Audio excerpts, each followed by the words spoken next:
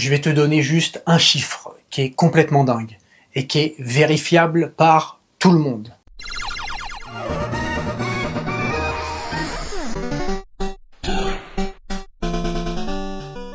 Bonjour à tous, j'espère que vous allez bien. Avant de commencer la vidéo rapidement, j'ai remis en stock les displays ici, voilà, que j'ai déjà mis gentiment sous papier bulle.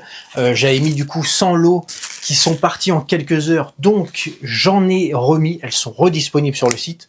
Et vous avez également les lots de du coup des 20 Dracofeu, la 187 sur 184, la CHR de S8B. Et ce lot-là également qui était en rupture de stock, qui est les 4 Pokémon radieux de Pokémon Go S10B, Dracofeu, Florizarre, Tortank et Evoli en 10 exemplaires, ce qui vous fait 44. Voilà, ces deux lots étaient partis également très rapidement. Ils sont désormais disponibles. Aujourd'hui dans cette vidéo, j'aimerais que l'on parle de la manière dont il faut, selon moi, appréhender l'investissement. Ce sera extrêmement large, hein, donc cette vidéo est adaptée, que ce soit pour l'investissement immobilier, que ce soit les cartes Pokémon, que ce soit de la crypto-monnaie, des métaux précieux, des actions sur les marchés financiers, des obligations d'État, ce que tu veux. On va pas rentrer dans les détails de chaque investissement, on va parler globalement. On peut quand même voir, et je pense qu'on verra, on entendra et on lira toujours des idioties, hein, et la première, celle qu'on entend le plus, c'est de dire non mais l'investissement, en fait c'est un pari, c'est-à-dire que c'est un ticket de loto quoi, puisque on ne peut pas prévoir l'avenir. Si on prend les cartes Pokémon, on peut se dire bah oui mais Pokémon ça peut s'arrêter demain, donc on ne sait pas. Si on prend l'immobilier, on peut dire ouais mais si tu achètes un appartement et si demain le cours des appartements dans lequel tu l'as acheté, si ça s'effondre, on ne peut pas savoir, puisqu'on n'a pas de boule de cristal. Le fait de dire on ne sait pas, on ne peut pas savoir, c'est un argument qui n'en est pas un, puisque c'est dénué de réflexion. Normalement, un argument, ça vient, c'est le fruit d'une réflexion, qui fait que ensuite tu vas donner ton argument. Mais là, t'as pas besoin de réflexion, puisque tu dis, en fait, on ne sait pas. Et là où c'est très fort, c'est que quelque part, c'est vrai. C'est un peu comme les gens qui vivent constamment, j'en connais. Mon pote, j'ai un très bon pote au Japon qui est français et qui vit un peu comme ça. Lui, il est quasiment tout le temps à découvert parce que lui, son truc, c'est de dire oui, mais on peut mourir demain. Et on peut pas savoir l'avenir en fait. On peut mourir demain, donc je me fais plaisir maintenant. Bien sûr, sachant que c'est un ami et j'adore ce gars-là, mais c'est quand même assez ouf parce que de mon côté, je me dis qu'en fait, ça fait 35 ans que le passé lui montre qu'il a tort, puisqu'en fait, chaque demain, il vit, et heureusement. Mais lui, il me dit, oui, mais demain, on sait pas. Alors, jusqu'à aujourd'hui, effectivement, je tiens debout, mais demain, on sait pas. Donc, allez, on se fait plaisir, est-ce que tu reprends quelque chose? Bon. Concernant l'investissement, la vraie question, et qui va peut-être te paraître bizarre, mais t'inquiète pas, on va en parler, c'est est-ce que tu conçois le poker comme un jeu de hasard ou comme un jeu de stratégie? Et c'est une vraie question, parce que il y a vraiment des gens qui pensent que c'est un jeu de hasard. C'est-à-dire que t'as tes cartes et puis bon bah on sait pas ce qui va se passer. Et sur le fond, et c'est là que c'est compliqué, c'est que sur le fond, c'est vrai, effectivement, si t'as une paire d'as, eh ben tu peux perdre parce que le mec il avait 7 et 8 et que au flop il tombe 9, 10 valets. Bon, voilà. Et là, eh ben, du coup, t'as perdu. Donc, voilà, on ne peut pas connaître l'avenir et le poker est un jeu de hasard. Là où il y a un problème, on va parler un petit peu du poker également, parce que tu vas voir qu'il y a quand même pas mal de points de similitude entre les deux, même si la variance concernant l'investissement est beaucoup plus faible que le poker, mais tu vas voir qu'il y a beaucoup de points sur lesquels les deux se retrouvent pas mal. Le problème avec les gens qui pensent que le poker c'est un jeu de hasard, bah, le premier c'est que c'est tout le temps des gens qui ont jamais passé vraiment du temps à s'intéresser et à jouer au poker. Et le deuxième c'est qu'on a quand même des champions de poker qui sont pas des étoiles filantes. Il y a des étoiles filantes puisqu'il y a une variance, il y a un côté chance, mais il y a des gens qui font des résultats pendant des années, voire pendant toute leur carrière. Et ça, sur un jeu de hasard, c'est pas possible. Tu peux pas, même si tu joues au loto tous les jours, si on regarde les résultats que tu as fait chaque année, c'est impossible que tu gagnes de l'argent chaque année avec un jeu de hasard. Le poker, plus particulièrement, on va parler du seul que je connais qui est le No Limit Texas Hold'em, et l'investissement sont des jeux de stratégie. Rapidement, on va juste éclaircir 2 points. Concernant mon expérience sur le No Limit Texas Hold'em, j'ai jamais été un très bon joueur de poker. Par contre, je me suis intéressé il y a plusieurs années de ça.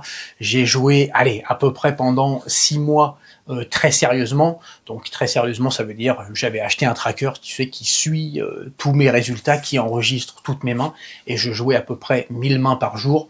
C'est-à-dire, je jouais sur 4 tables, tu sais, sur PokerStar ou je ne sais quoi. Et voilà, je jouais sur 4 tables, à peu près 1000 mains dans la journée. Ça peut paraître beaucoup. Les vrais joueurs professionnels jouent grosso modo sur entre 8 à 12 tables simultanément. Et c'est aussi un des points qui a une ressemblance avec l'investissement, qui est de pas mettre tout sur un même endroit. Un bon joueur ne met jamais 100 € sur son compte de poker et joue avec 100 €. Il met 100 € et il joue sur des tables à 2 ou 5 €. De manière à ce que si jamais il y a une table où il n'a pas eu de chance, bah c'est pas grave. Il a perdu entre 2 et 5% de ce qu'il a mis. C'est exactement pareil dans l'investissement. C'est pour ça qu'on te dit, si tu as 10 000 € par exemple à investir, c'est bien de mettre un petit peu dans une crypto-monnaie sur laquelle tu t'intéresses et auquel tu crois, peut-être un petit peu sur des cartes Pokémon, un petit peu sur des actions d'une société auquel tu crois, etc., etc. Et la deuxième chose que je voulais éclaircir rapidement, c'est le terme de variance. C'est peut-être pas clair pour tout le monde. La variance, ce qu'on appelle la variance, c'est tout simplement le fait d'obtenir un résultat différent alors que tu fais la même chose. Voilà, par exemple, c'est pour ça que au poker, la variance est extrêmement élevée, puisque si tu fais la même action avec les mêmes cartes, tu vas souvent obtenir un résultat différent. C'est ce qu'on appelle la variance. C'est là que ça va devenir intéressant, que ce soit dans le jeu de l'investissement ou que ce soit dans le jeu du poker. Plus tu as d'expérience, plus tu as d'expertise, plus tu as passé de temps dedans, moins tu vas prendre en compte de possibilités dans le futur. Alors dans l'investissement, forcément on est sur des étapes de temps qui sont beaucoup plus importantes qu'au poker, parce qu'au poker ça va être immédiat. Mais néanmoins, dans les deux cas, ça se vérifie. Et c'est pour ça que quand tu connais absolument rien dans l'investissement, tu vas dire non mais tout peut arriver. On ne sait pas. Si tu achètes un appartement et demain il y a une comète qui tombe dessus et donc du coup il faut faire attention. Et c'est exactement pareil au poker. En tout cas, c'était pareil pour moi quand j'étais débutant. Et je sais, après maintenant je suis pas un expert non plus, mais en tout cas dans mes débuts, et je pense que ça a été le même problème pour tous les gens qui ont déjà joué un petit peu au poker juste comme ça, même si c'est récréatif, c'est que au moment de miser, tu te dis ouais mais le gars peut avoir tout et n'importe quoi en fait. Même si tu as une très bonne main, imaginons qu'il est tombé 2 7 au flop, tu vas te dire ouais mais si jamais lui il a un 7 dans sa main, il peut avoir un 7, c'est possible. Plus tu vas avoir d'expertise, plus tu sais que c'est pas possible. Ou alors, si vraiment on part du fait que effectivement on n'a pas de boule de cristal, c'est possible, mais le pourcentage de chance qu'il ait un 7 à ce moment de la partie, il est tellement ridicule qu'il faut faire comme si c'était pas possible. Comment tu vas faire pour envisager le futur de manière de plus en plus obtuse et pas prendre toutes les décisions possibles? Ça va être avec tes expériences, ton expertise passée, et puis les données que tu vas avoir au moment M. Si on reprend notre exemple passé du poker, imaginons que tu reçois tes 2 cartes, et on va prendre des exemples simples. Tu reçois paire d'as, l'autre il reçoit ses cartes, mais bon, tu ne sais pas ce que c'est. Et puis là, tu mises 20 €, la personne paye aussi les 20 €, donc elle suit, et au flop, les 3 cartes qui tombent, c'est 7, 7, 8.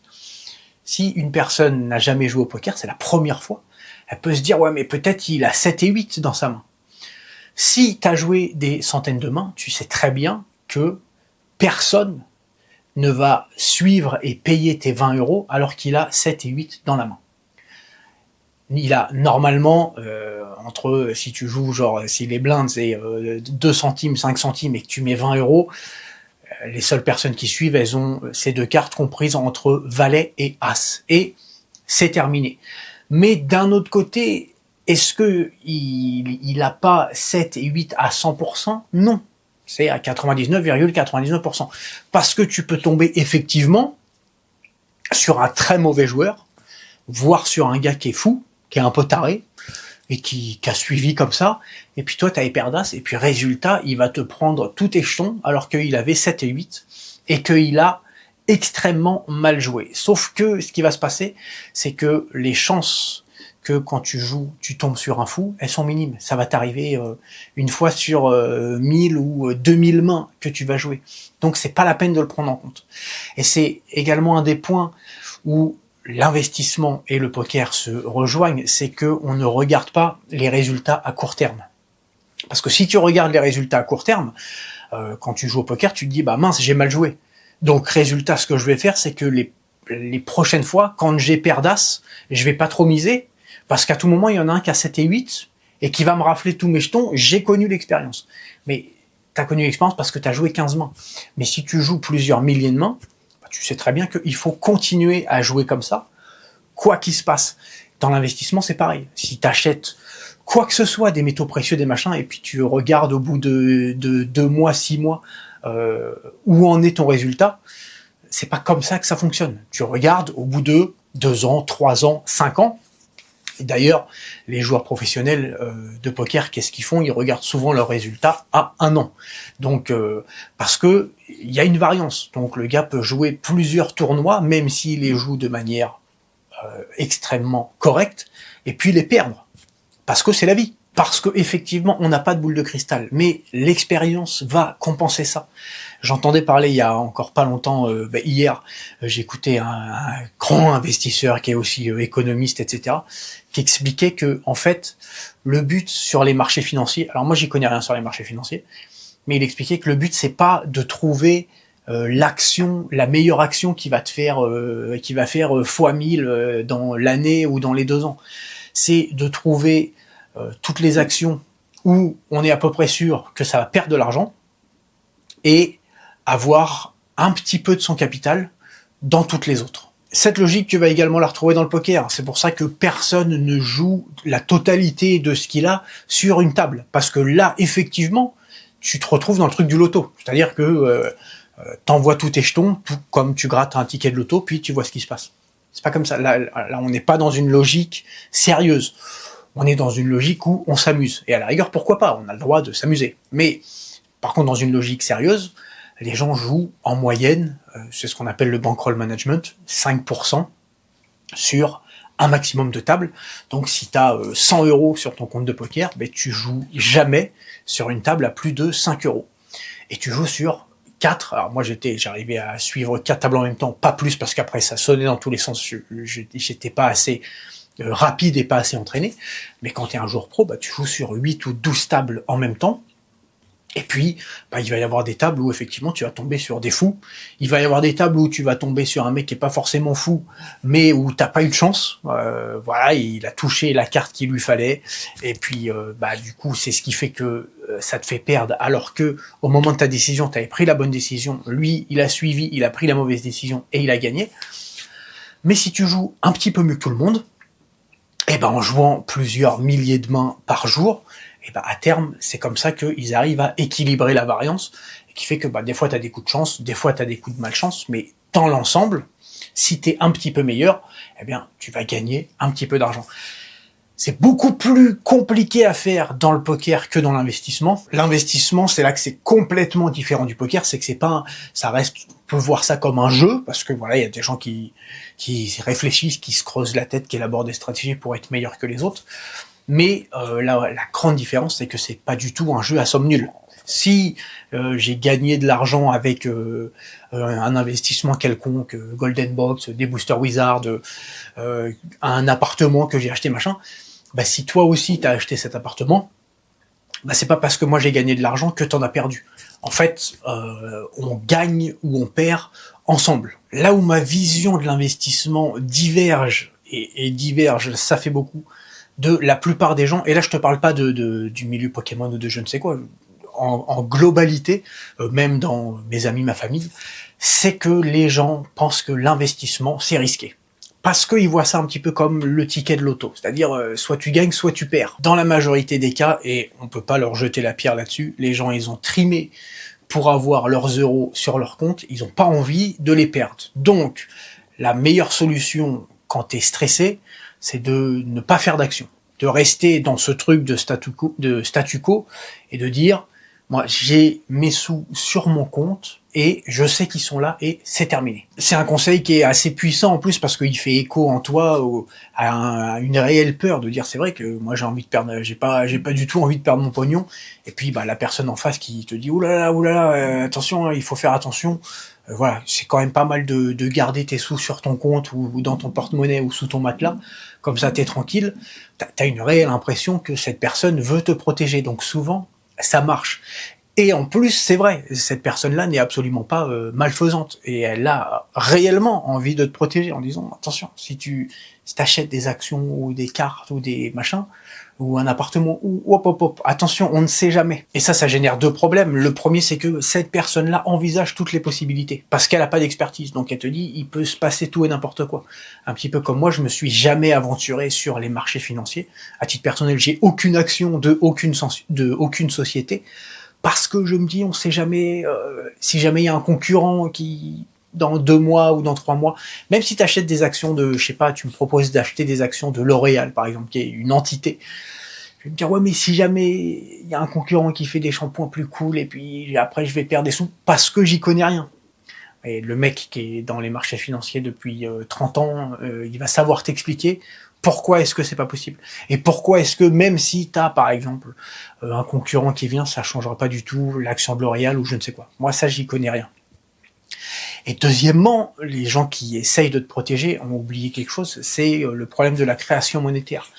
Alors, je sais que tout le monde est à peu près au courant de l'inflation. Je dis, bon, ouais, c'est vrai que les États et les banques centrales, elles ont la capacité de créer de la monnaie ex nihilo comme ça, donc c'est-à-dire à partir de rien.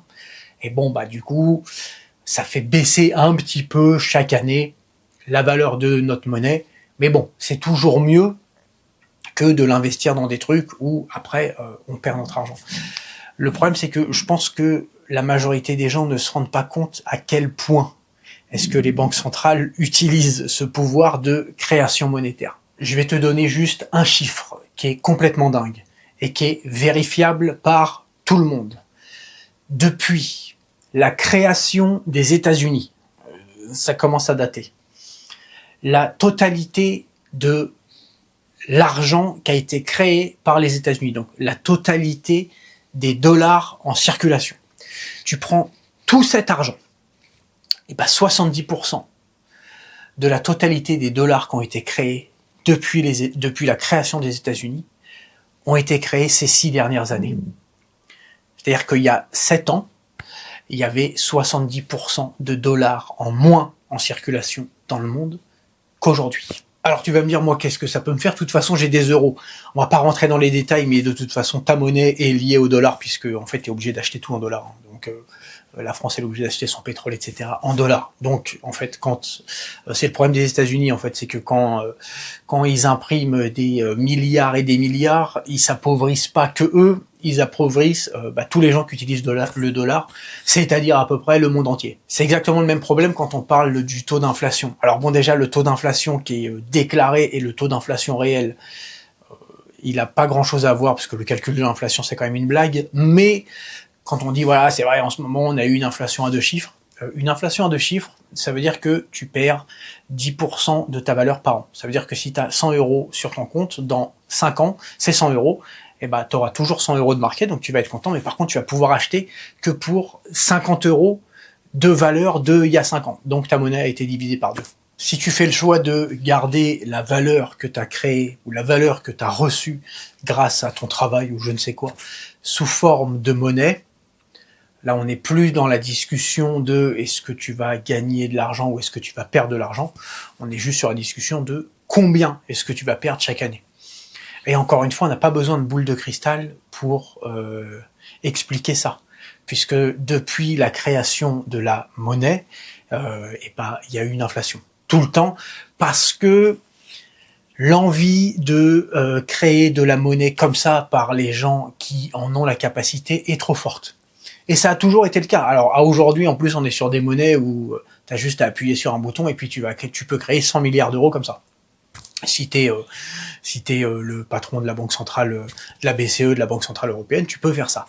Mais même avant, où c'était plus compliqué, quand on avait la monnaie sous forme de pièces d'or, les gouvernements à l'époque, on va dire les rois, ils commençaient à limer les pièces d'or pour récupérer un petit peu d'or, pour en donner en fait un petit peu moins, mais que ça reste quand même la valeur d'une pièce d'or. On a toujours, tous les gouvernements, tous les gens qui ont la capacité de gérer la monnaie, il y a une tendance qui est trop forte à la créer. Et quelque part, on peut les comprendre. Imagine que là, on te dit, tu peux créer de la monnaie, voilà, tu as juste à mettre ta signature sur le billet, et tout le monde va faire confiance à ce billet. Est-ce que t'en crées pas un peu comme ça de temps en temps? C'est compliqué. Donc, après, bien sûr, encore une fois, il faut aussi prendre l'autre pendant, qui est qu'il faut pas que tu manques de monnaie, parce que sinon tu vas te retrouver dans la mouise. Donc, tout ça est un équilibre. Mais la monnaie que tu as en trop, je pense que le pire, c'est de la laisser comme ça, parce que c'est pas fait pour. Et puis, tu as des gens qui peuvent créer ce bien-là comme ça. Donc, forcément, ça va perdre de la valeur. Je te dis pas d'acheter des cartes Pokémon, mais en fonction de ce que tu as, intéresse-toi, mais intéresse-toi réellement. Il faut sortir du truc de « Ah non, mais on ne sait pas, demain, peut-être il y a une comète qui va nous arriver dessus. » Non, non, tu t'intéresses sérieusement, tu lis, tu écoutes les avis des uns et des autres, tu prends quelque chose peut-être sur lequel tu as un intérêt, si toi t'aimes bien avoir quelque chose chez toi, peut-être que les métaux précieux, de manière physique, ça va te correspondre beaucoup plus que des actions. Si c'est les actions qui te parlent plus, tu prends quelques mois où tu regardes plusieurs heures par jour de gars qui font des conférences sur les marchés financiers, sur les actions, etc. Et puis tu te renseignes un petit peu. Si c'est les obligations d'État, parce que toi ça te dit plus les obligations chinoises ou je ne sais quoi, tu t'intéresses à ça. Car voilà, moi là on est en train de parler de trucs... les obligations, les marchés financiers, j'y connais pas grand-chose. Les métaux précieux, je connais bien. Les crypto-monnaies, très moyennement. Et puis voilà, moi j'ai pas de crypto-monnaie pour l'instant. Je suis en train de réfléchir, mais en tout cas, ne garde pas ta monnaie. Je pense que c'est, et après c'est le pire conseil qu'on peut te donner. C'est quand ça fait des centaines d'années qu'on a un actif qui perd de la valeur et qu'on te dit il faut garder cet actif, c'est pas ouf. Pour moi, c'est pas ouf. Bien sûr, le petit disclaimer qui arrive, donc là c'est la partie sans aucune valeur de la vidéo, c'est le mode robinet d'eau tiède. Oui, chacun fait comme il veut. Si tu es quelqu'un d'anxieux et ou d'angoissé ou je ne sais quoi, et que toi ça te fait stresser, et que voilà, t'as pas envie de t'intéresser au reste, et que tu veux garder tes euros sur ton compte ou dans ton portefeuille, garde-les. J'ai aucun problème avec ça. Mais voilà, selon moi, enfin c'est pas selon moi, tu perds de la valeur chaque année. Chacun fait comme il veut, et puis tu travailleras dur pour chaque année pour compenser cette perte de valeur. Voilà, puis en plus tu vas enrichir un patron, parce que lui il a besoin de fonds, parce que lui il investit. Voilà, merci à tous d'avoir passé ce moment avec moi, et je vous retrouve très bientôt pour une nouvelle vidéo. Allez, bye!